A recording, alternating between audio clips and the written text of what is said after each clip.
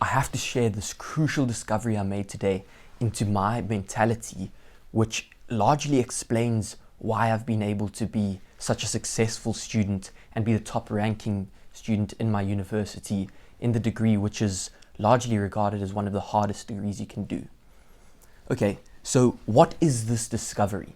Well, I'm going to get into that, but by the end of the video, I'm going to show you some numbers to prove to you that what I'm talking about or what I've been talking about is not actually nonsense. And then you can run these numbers for yourself and apply them to your own scenario. And hopefully that'll motivate you to try some of these things.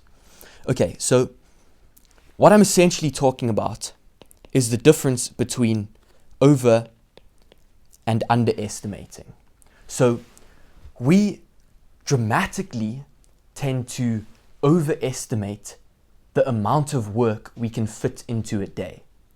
But similarly, we dramatically underestimate the effect of the work that we can actually fit into one day.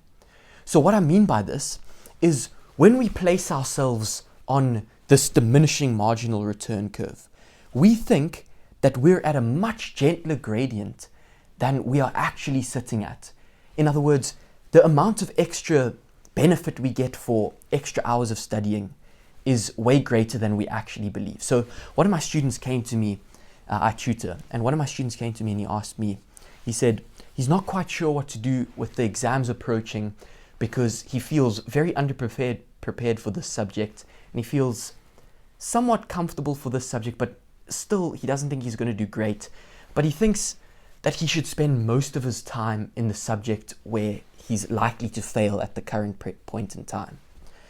Now, this seems somewhat reasonable at a surface level, but if you think about it, it's a terrible strategy, because in all likelihood, what are the odds that he's sitting on one end of the spectrum where the spectrum is all of his work towards this subject or all of his work to this other subject? What is the odds that he's sitting all the way on one end of that spectrum? In all likelihood, he's somewhere in the middle. He should be spending some amount of time on this subject, even though he thinks he's going to do better in it. So what I mean by that is eventually there'll come a point from now until the exam where his mark for the subject that he's currently weakest in may exceed his current mark that he's on track for with the subject that he's feeling slightly more comfortable in.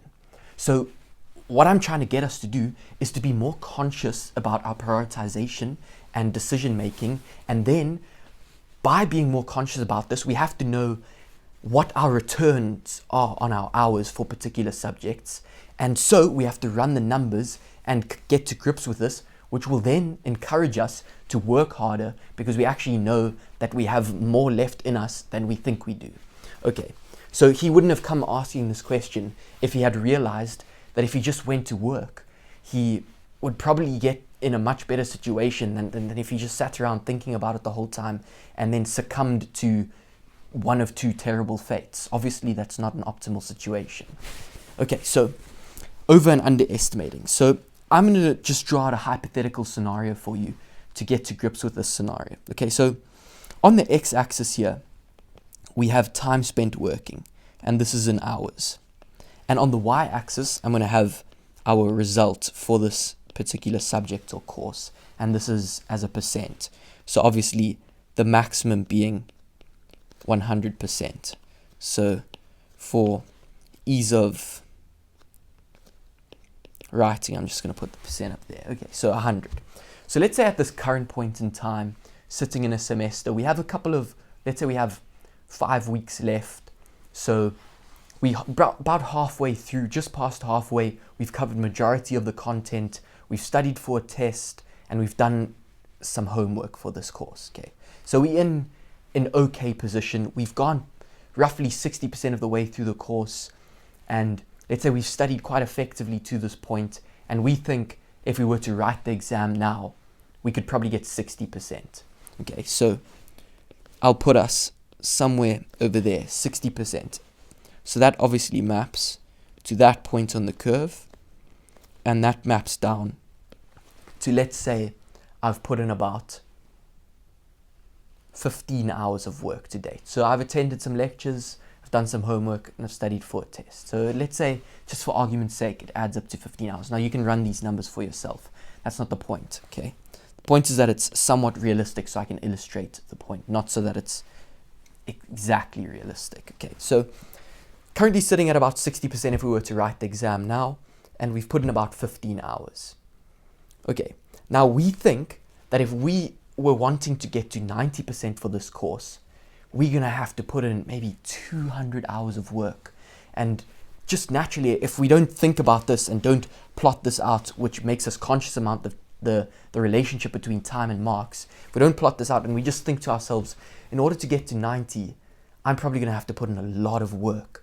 And we tend to way overestimate the amount of work we think we're going to have to put in. So I think maybe I'm going to have to put in 200 hours to get to a 90% for this course. But in reality, that's just so false, because if you think about this, 15 hours, so 60% is to 15 hours. This ratio maps to 4% is to 1 hour of work, okay? So realistically, going forward, I'm not going to get the same return on my work because I went from nothing to this point. Now I have to already build on this and make larger improvements. It's basically, it's not going to happen that I'm going to get incremental improvements that are larger than what I've already got. So I'm expecting this 4% to drop, okay? But I want to get to 90%. So let's draw out two hypothetical scenarios. One, in the case that in order to get to 90%, my average return per hour is going to be 2%. So we'll say here,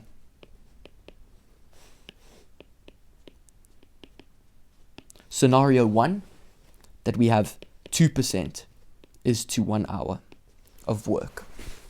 Okay, so in order to get to 90%, we know to get from 60 to 90, we have to get 30% extra. And then if we get 2% per hour, it means that we're going to have to put in 30 divided by 2, 15 hours. So 30% there is worth 15 hours of work. Okay, so realistically then, our estimate of 200 is a shocking estimate. And even an estimate of 100 hours is still a shocking estimate by this scenario's measurements.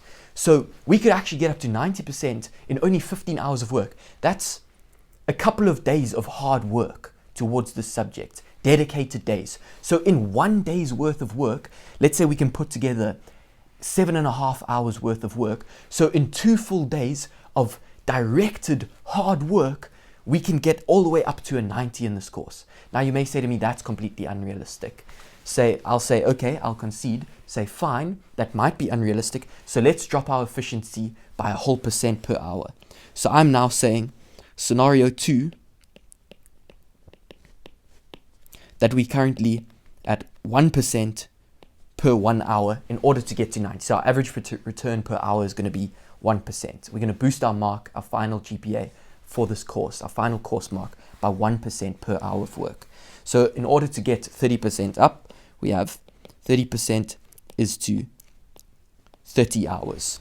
So in order to get to a 90, we have to put in 30 hours of work, which in an inefficient week, we can do this in about an inefficient week, one inefficient week, 30 hours. So that's, if you study every day of the week, that equates to less than 5 hours, just over 4 hours a day.